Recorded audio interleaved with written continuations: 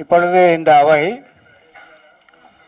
முதலமைச்சரின் அமைச்சின் நிதி ஒதுக்கீட்டை குளிர்நிலையில் பரிசீலிப்பதற்காக குளிர்நிலைக்கு மாறுகின்றது.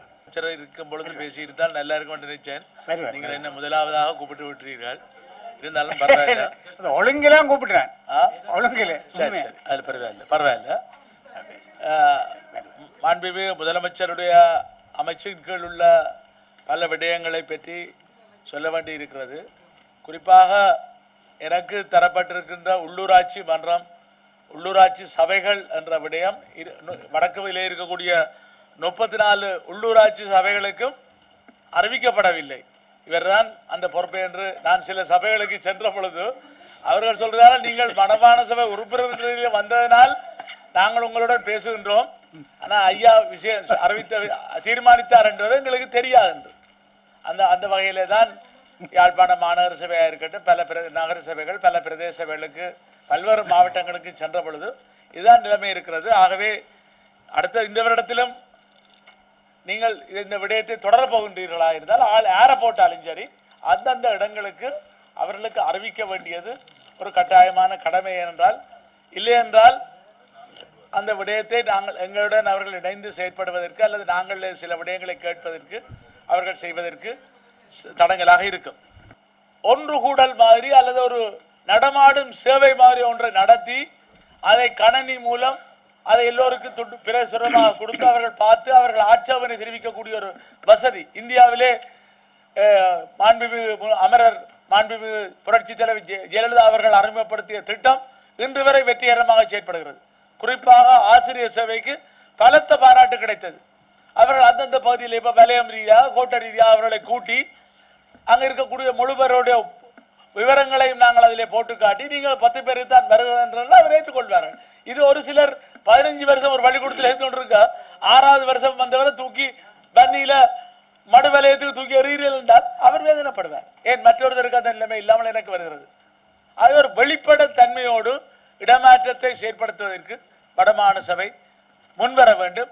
அதற்கு முன்னோடியாக மாண்புமிகு முதலமைச்சர் ஐயா தன்னுடைய அமைச்சிலே அதை செயற்படுத்தினால் ஏனைய மற்ற அமைச்சர்களும் அதை செயற்படுத்துவதற்கு வசதியாக இருக்கும். பல இடங்களிலே பல லட்சம் ரூபாய் காசுகள் நிரந்தர வைப்பிலே வைக்கப்பட்டிருக்கிறது. அந்த வைப்பை மீள பெற்று உட்கட்டமைப்பு அபிவிருத்திகளுக்கு, ஏன் கடந்த காலத்திலே கூட ஆளுநர்களுக்கு அனுமதி தந்த பொழுது கூட நிலங்கள் வாங்குவதற்கு கொள்வனவு செய்வதற்கு முன்னுரிமை அளிக்கப்பட்டது. அவ்வாறான விடயத்துக்கு அதை அவர்களிடமிருந்து மீளப்பெற அனுமதி அளித்து இந்த திட்டங்களை செயற்படுத்த வேண்டும். காசு சும்மா வச்சு கொண்டு இருந்தால் காசு கிட்டக்கு பெறுமதி குறைஞ்சு கொண்டே போகுது. நாட்டிலே ஒரு நல்லாட்சி நடைபெறுகின்றது என்றால், நடைபெற வேண்டும் என்றால் ஒரு தரமான எதிர்க்கட்சி ஒன்று இருக்க வேண்டும். நாங்கள் இல்லாமலாகிவிட்டோம் இந்த 3 வருடம் என்றதை நினைத்து வேதனைப்பட்டவனாக நாங்கள் இந்த சபைக்கு வரும் பொழுது எதிர்க்கட்சி தலைவர் அவர்களுடைய உரையை நல்ல ஒரு வெற்றி படமாக எதிர்பார்த்தோம். ஆனால் கபாலி படம் போல தோல்வி படமாக போய்விட்டது. என்ன காரணம் என்று தெரியவில்லை. எங்களுடைய எதிர்க்கட்சி தலைவருடைய பேச்சிலே பல உண்மைகள் வெளிவரவில்லை. தாழ் பார்த்து பேசிய ஒரு புது அனுபவத்தை நான் பார்த்தேன். ஆனால் உண்மையை நாங்கள் சொல்லி பேச வேண்டியிருக்கின்றது. ஐயா மாண்புமிகு முதலமைச்சர் அவர்களே, உங்களுடைய அந்த வரவு செலவு ஒதுக்கீடு சம்பந்தமாக பேசுவதை இட்டு இந்த நேரத்திலே இறைவனுக்கு நன்றி சொன்னவனாக இதிலே உண்மையை பேசுவதென்றால் எதிர்க்கட்சி என்பதற்கு அப்பால் 3 வருடங்கள் உங்களுடைய தலைமைத்துவத்துக்கு கீழ் செயற்பட்டவர்கள் என்ற ரீதியிலே எங்களுடைய எதிர்க்கட்சி தலைவர் அவர்களுடைய பேச்சிலே அத்திவாரத்திலே இருந்த தவறுகளை பற்றி பேசாமல் பூச்சிலே பெயிண்டிலே இருந்த தவறுகளை அதுக்குரிய யார் தவறு செய்தவர்கள் என்று பேசியதை நினைத்து வேதனைப்பட்டு பேசுகின்றேன்.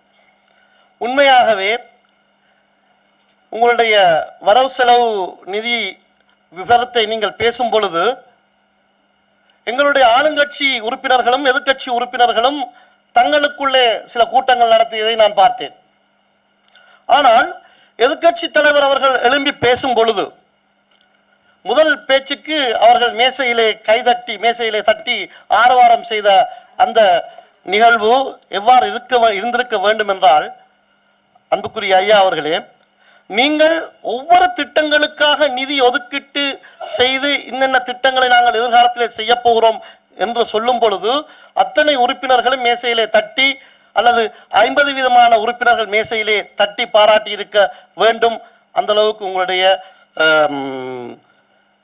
திட்டம் அமையவில்லையோ அல்லது நாங்கள் உணரவில்லையோ தெரியவில்லை. எதிராக எடுக்காமல் 300க்கு மேற்பட்ட மக்கள் அங்கே பாதிக்கப்பட்டிருப்பது, அதிலும் குறிப்பாக 77 மக்களுக்கு அரை ஏக்கர் வீதம் எத்தனையோ ஆண்டுகளுக்கு முன், பல ஆண்டுகளுக்கு முன் கொடுக்கப்பட்ட காணியில கூட இன்றும் ஒரு வீடுகளையும் கட்ட முடியாத நிலையில் இருந்து கொண்டிருக்கின்றார்கள். ஏன் இந்த முருகல் நிலையை பார்லமெண்டத்திலும் மாகாண சபையிலும் பேசிக்கொண்டிருக்க நாங்கள் தொடர்ந்து இடம் வைக்கக்கூடாது என்பதற்காகத்தான் நான் அதை பேசுகின்றேன்.